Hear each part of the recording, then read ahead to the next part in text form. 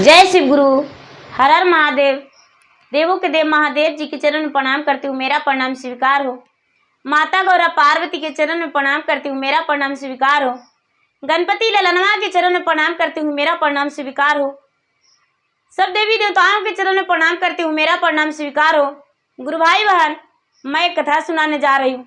इस कथा को पूरा सुनिए और रहस्य जानिए। आधी नहीं, आधी सुनने में शिव गुरु का अपमान होती है और पूरा सुनने में ज्ञान होती है, इसलिए कथा को पूरा सुनिए और रहस्य जानिए। हर हर महादेव, घर घर महादेव। गुरु भाई बहन, एक बार की बात है कि एक किसान थे, उनका 3 पुत्र था। 3 पुत्र था तो उस गांव में पूरा बहुत दिनों से इमरजेंसी पड़ रहा था, कोई फसल नहीं उग रहा था।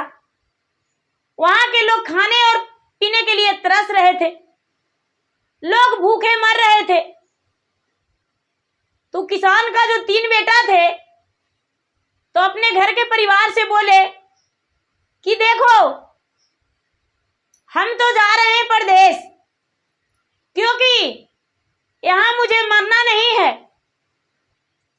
हम परदेश चले जाएंगे। तो उनकी पत्नी कहती है, छोटे भाई का पत्नी, कि आप चले जाइएगा महाराज, तो आपका महादेव कहाँ रहेंगे? आप अपना महादेव को लेकर जाइए, आपका महादेव का हम पूजा पाठ करने वाले नहीं है घर में, मैं तो खुद भूखा रहता हूं, आपका महादेव का हम भोजन कहाँ कराएंगे? गुरु भाई बहना, इतना बात सुनकर जो छोटे भाई थे, किसान का छोटा बेटा, वो हंस पड़े और हंस के कहने लगे, कोई बात नहीं, अपना महादेव को स्वयं हम लेकर जाएंगे, क्योंकि हम भी नहीं चाहते हैं कि अपने महादेव को किसी पे बोझ बना के छोड़ूं। अपना महादेव को स्वयं साथ लेकर जाएंगे। गुरु भाई बहना, उसके जो 2 भाई थे साथ में, वो कहने लगे, अगर जो महादेव को साथ में ले जाओगे तो महादेव को भोजन कहाँ कराएगा? मेरे लिए तो कुछ है ही नहीं, महादेव को भोजन कैसे देगा? छोटा भाई बोलता है, भैया कोई बात नहीं, हम महादेव को सिर्फ जल जैसे हम पिएंगे उसी तरह महादेव को जल पिला देंगे। गुरु भाई बहना, वो अपना जो दरवाजे पे मंदिर था, मंदिर में से शिवलिंग को कबाड़ने लगे कि हम महादेव को साथ ले जाएंगे। कबाड़ने लगे तो शिवलिंग नहीं कबड़ा, हिला भी नहीं। अब वो कहते हैं कि अब जब मेरा महादेव नहीं जाएंगे तो हम कैसे जा सकते हैं? मेरा महादेव तो हिल भी नहीं रहे हैं, इसका मतलब कि नाराज हैं। गुरु भाई बहना, 2 भाई आगे निकल गए और ये बेचारा महादेव के कबाड़ने के लिए मिट्टी खोदने लगा मंदिर से। मिट्टी खोदते खोदते खोदते खोदते जितना ही खोदे उतना ही महादेव गड्ढे में जा रहे हैं। ये थक गया, पूरा दिन बीत गया, महादेव जी ऊपर नहीं आए। गुरु भाई बहना, जब महादेव जी ऊपर नहीं आए तो इनकी पत्नी कहती है, ए जी छोड़ दीजिए, हम थोड़ा कष्ट कर लेंगे, महादेव जी के भी भोजन दे देंगे। गुरु भाई बहना, ये बेचारा किसान का छोटा बेटा मिट्टी खोदना छोड़ दिया और पूरा मिट्टी को बराबर कर दिया। मंदिर में जो कोड़ा था सारा मिट्टी को बराबर कर दिया। बराबर करके और हाथ जोड़ के आंख मूंद के बोल रहा है, हे महादेव, हम जा रहे हैं, हम आपको इतना मेहनत करके और कबाड़ने लगे सो नहीं कबड़े, क्या आप मेरे साथ नहीं चलेंगे? हम किनके साथ रहेंगे? मेरा भाई तो आगे निकल गया, मेरा पत्नी आपको पूजा करने के लिए तैयार नहीं, भोजन देने के लिए तैयार नहीं, आपको हम किसके ऊपर छोड़ के जाएं? मेरे साथ चलिए महादेव जी। गुरु भाई बहना इतना कह के आंखों में आंसू भर लिया और बोला कि हे महादेव, आपके बिना मेरा सहारा कौन है? कोई नहीं। गुरु भाई बहन, महादेव जी वहां पर कट होकर कहते हैं कि देखो, चिंता मत करो, मैं कोई भोजन नहीं करता हूं और ना तो इस शिवलिंग में बस के रहता हूं। तू जहां याद करोगे वहीं हम प्रकट हो जाएंगे। तू जहां भी पूजा करना वहां पर तुम्हारे पास हम खड़ी हो जाएंगे। तुम्हारे आस्था को हम टूटने नहीं देंगे। जाओ, तेरा भाई तेरा रास्ते में इंतजार कर रहा है, जा। गुरु भाई बहना एक घर से निकल गया, अपने पत्नी को बोला हम जा रहे हैं, मेरा भगवान को तू पूजा मत करना, कोई बात नहीं, भगवान को मन में बसाकर हम जा रहे हैं। इतना कह के गुरु भाई बहना वो जिस लोटा से पूजा करता था उस लोटा हाथ में ले लिया और लेकर घर से चलने लगा। पूरा लोटा में पानी भर के और ले जा रहा था कि महादेव को प्यास लग जाएगा रास्ते में तो पिलाने के लिए होगा पानी, हम तो बर्दाश्त कर लेंगे, लेकिन मेरा महादेव कैसे बर्दाश्त करेंगे। महादेव को पानी पिलाना आवश्यक होगा, क्योंकि महादेव मेरे साथ जा रहे हैं, बोले हैं तुम्हारे साथ जा रहे हैं, जाएंगे साथ में, रहेंगे साथ में, खाएंगे साथ में, सोएंगे साथ में, तो महादेव के लिए पानी ले लेते हैं। गुरु भाई बहना चलते चलते चलते बहुत दूर चला गया तो उसका भाई दोनों आश्रय देख रहा था, आश्रय देख रहा था। बोला कि भाई तू भी आ गया? तो हाँ। गुरु भाई बहन पूरा रात बीत चुका था, दिन से पूरा रात बीत चुका था। भाई के पास पहुंचने में ये थका नहीं, भाई के पास पहुंच गया। भाई जो था एक कुएं के पास बैठा हुआ था, उसी कुएं के पास ये भी चला गया। तीनों भाई ने जल पीकर ही पूरा समय बिता लिया। फिर सुबह हुआ, चलने लगा। चलते चलते चलते चलते एक ऊंचा पहाड़ी मिला। पहाड़ी मिला तो गुरु भाई बहन वो पहाड़ी बहुत झलक रहा था, झलक रहा था। तो ये पहाड़ी को बड़े भाई देखकर कहता है, रे जो हम ढूंढने आए तो मुझे मिल गया। देखो ये तो चांदी का पहाड़ी है, इसको क्यों ना हम चादर में बांध कर ले जाएं, अपना गांव में इसके दुकान में बेचकर और कुछ हम उन्नति करेंगे। तो ये दो भाई कहते हैं, नहीं, हम चादर में बांध कर ले जाने के लिए नहीं आए हैं, कुछ हम मेहनत करेंगे। गुरु भाई बहना वो जो बड़े भाई थे उनके पास एक चादर था, चादर में चांदी को बांध लिए। जो पहाड़ पर चांदी लग रहा था कि चांदी झलक रहा है, चांदी को बांध लिए और लौट आए। वहां से दोनों भाई चलने लगे। चलते चलते चलते एक सुंदर सा फल का वृक्ष था, वो वृक्ष के नीचे बैठ गए। वृक्ष के नीचे बैठ गए तो जो बीच वाला भाई है वो कहते हैं, देखो भाई एक सुंदर सा फल का वृक्ष है, इस वृक्ष में यदि तोड़कर फल खा लेंगे तो मेरा पेट भर जाएगा, उसके बाद आगे चल लेंगे। गुरु भाई बहन दोनों भाई ने मिलकर और फल तोड़ा, लेकिन जो बीच वाला फल भाई था उसका फल सुंदर निकल गया और छोटा भाई का बिल्कुल सड़ा फल निकल गया। गुरु भाई बहन छोटा भाई ने हाथ जोड़ के धर दिया फल को और नहीं खाया, बीच वाला भाई खा लिया। आगे बढ़ा तो एक ऊंचा पहाड़ी था, उसमें सोना की तरह चट्टान झलक रहा था, लग रहा था कि सोना है। जो बीच वाला भाई था वो देखा कि अरे सोना झलक रहा है, वो जाकर चादर में बांध कर लौट गया। छोटा भाई बोलता है, भैया तुम जाओ, हम नहीं लौटेंगे, क्योंकि मेरे साथ तो महादेव हैं, हम ऐसे नहीं लौट सकते हैं। गुरु भाई बहना छोटा भाई चलते रह गया, जहां पे पानी मिलता वहां पे लोटा भर लेता, अपने भी पी लेता और महादेव के नाम से भी पानी गिरा देता। रास्ता में चलते चलते थोड़ा थोड़ा पानी गिराते जाता। महादेव जी आप पानी पी लीजिए, आप प्यासे मत रहिएगा, महादेव जी आप पानी पी लीजिए। गुरु भाई बहन धीरे धीरे 1 से 2 दिन, 3 दिन, 4 दिन बीत गया। ये भूखा तड़पने लगा। एक पेड़ के नीचे भूख के मारे गिर गया। जब भूख के मारे गिर गया तो महादेव सोचते हैं कि अरे आज तो ये मर जाएगा, क्योंकि आज भूख के मारे ये गिर गया है। मुझे तो पानी पिला रहा है, लेकिन अपने तो कुछ खा नहीं रहा। जंगल ही जंगल जा रहा है, रास्ता में चलता जा रहा है। 2 भाई तो लौट गया, लेकिन ये लौटा नहीं। अब इसको लिए मुझे कुछ करना पड़ेगा। गुरु भाई बहन, महादेव जी इसके नजर के सामने एक थाल में भोजन धर दिए। अब भोजन धर के अपना जटा झाड़ दिए। तो इसके मुंह पे पानी गिरा।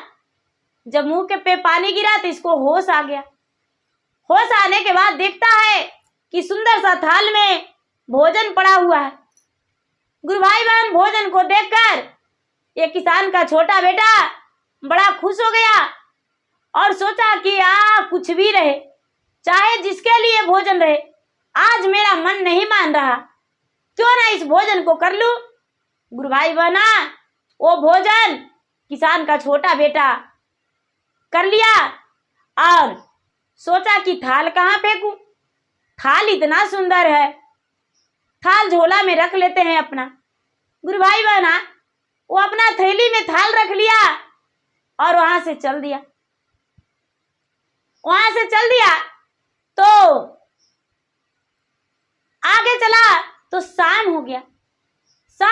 तो एक लकड़हारा था और उनके छोटे छोटे 2 बच्चे थे। उनकी पत्नी भी थी। जंगल में ही उसका एक छोटा सा झोपड़ी था। झोपड़ी के पास ही बेचारा सोचा कि क्यों ना इस जगह हम रात बिता लेते हैं।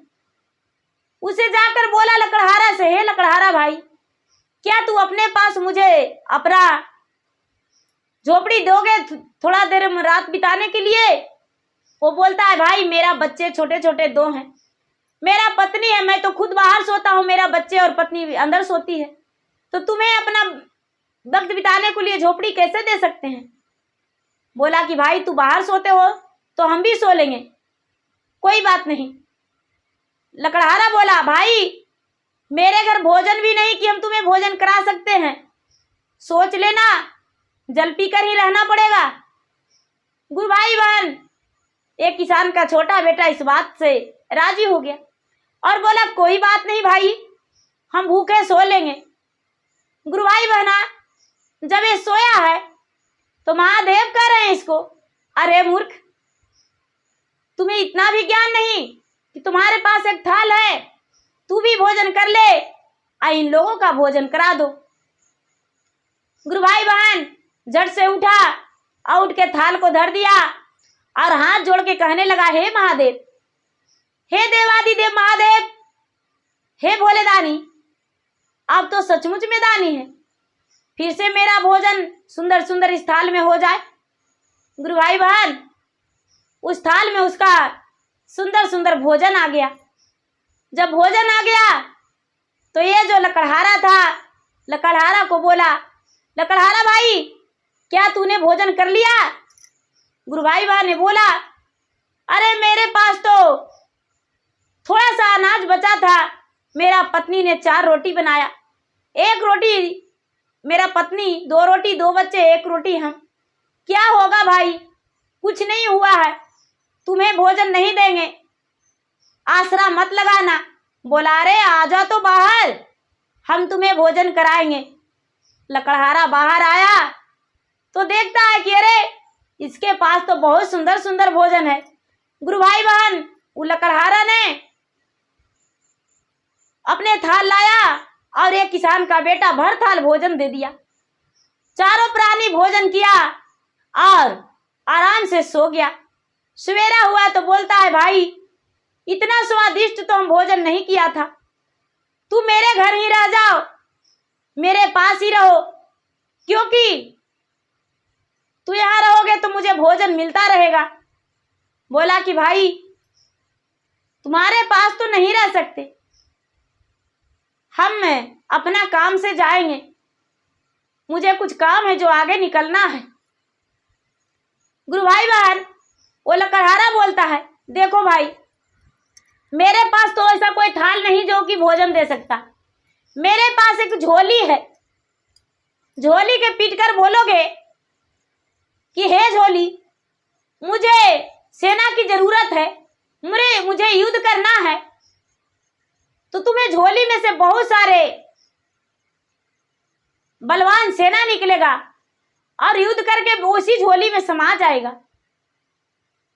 मेरा झोली से अपना थाल बदल लो। मन में ये सोच विचार किया और सोचा कि कोई बात नहीं। बोला ठीक है, ले लो। गुरु भाई बहन, ये बदली कर लिया। बदली करके और आगे बढ़ के कहता है, अरे झोली को ठोकता है, बोलता है, अरे झोली तू किसका है? झोली में से 4 नौजवान निकला सेना। बोला मैं तुम्हारा हूं, तो जा उस लकड़हारे के पास से मेरा थाल छीन के ले आ। उस लकड़हारा ने मेरा थाल ठग लिया है, हम भोजन कैसे करेंगे, हम तो भूखे मर जाएंगे। गुरु भाई बहन, वो सेना गया, लकड़हारा से छीन लिया। ये वापस लेकर आ गया। वापस लेकर आ गया। अब ये सोचता है कि मेरे पास तो थाल भी हो गया। अब जहां भी शान, जहां भी हान हो जाए इसका कुछ फर्क नहीं पड़ता। धीरे धीरे धीरे धीरे गुरु भाई बहन वो थैला को लिए और सोचा कि क्यों ना हम वापस लौट जाऊं। तो उसको गुरु भाई बहन बहुत वक्त बीत गया था। 6 महीना, 1 साल धीरे धीरे इधर उधर बीत गया था। समय उतना बीत गया था काफी। जब घर लौटा तो जिस राज में रह रहा था उस राज में दूसरा राजा आक्रमण कर दिया, चढ़ाई कर दिया, लड़ाई के लिए चढ़ाई कर दिया और राजा को बंदी बना लिया। दूसरा जगह के राजा, दूसरा राज के राजा। जब दूसरा राज के राजा बंदी बना लिया तो ये सोचता है कि अरे क्यों ना बंदी बने राजा से एक बार पूछूं, हो सकता है मुझे लड़ाई लड़ने को लिए एक बार कह दे। गुरु भाई बहना, ये जाके राजा से बोला, हे राजन, क्या आप जिस राजा को बंदी बना के रखे हैं उस राजा से एक बार हम मिल जा सकते हैं? मैं उनका प्रजा हूं। राजा बोला, कोई बात नहीं, जाओ कारागार में मिल लो। एक किसान का छोटा जाकर मिला और बोला, हे राजन, क्या आपका राज हम वापस लाए युद्ध करके, और वापस ला देंगे तो अपने कन्या से आप विवाह कर देंगे मुझे? राजा ने सोचा, अरे ऐसे भी तो अपने कन्या से इसका विवाह करवा देंगे तो अच्छा ही रहेगा, क्या दिक्कत है, और नहीं करवाएंगे तो इसके साथ पास बंदी बन के रहेंगे, कारागार में सड़ेंगे, मेरा पूरा परिवार इसी के साथ रहेगा। गुरु भाई बहन, वो राजा ने स्वीकार कर लिया। ये अपने थैली को ठोका और बोला, हजारों सेना इसमें से निकल जाओ और जाके राजा के जो इस राज में चढ़ाई किया है, पराजित किया है मेरा राजा को, उसे पराजित कर दो। गुरु भाई बहना, बहुत सारा सेना निकला और जाके लड़ाई झगड़ा करके और उसे पराजित कर दिया और उसे बंदी बना के रख लिया। जब बंदी बना लिया तो ये राजा का छुटकारा मिल गया। ये राजा जो बंदी बने हुए थे वो उनका छुटकारा हो गया। अब ये जो किसान का छोटा बेटा था वो तो जीत गया। बोलता है, हे राजन, अपना वचन पूरा कीजिए, अपना कन्या से मुझे विवाह कर दीजिए। हंसते हंसते उन्होंने विवाह कर दिया। लेकिन जो राजा की बेटी थी वो सुहाग रात में गई कोवर में, तो इस किसान को बेटा से नहीं बोलने लगी, नहीं बोलती थी और मन ही मन अपने पिता पर गुस्सा थी कि आप पिताजी, मैं क्या कसूर किया था जो इस टूटे फटे घर में मुझे आप विवाह करती है? ना तो इसको खाने का ठिकाना, ना पहनने का ठिकाना। गुरु भाई बहन, जब आधी रात हुआ तो ये लड़का ने थाल से बोला, हे थाल, हे महादेव के दिया हुआ थाल, मैं तो राजा के बेटी राजकुमारी से विवाह किया हूं।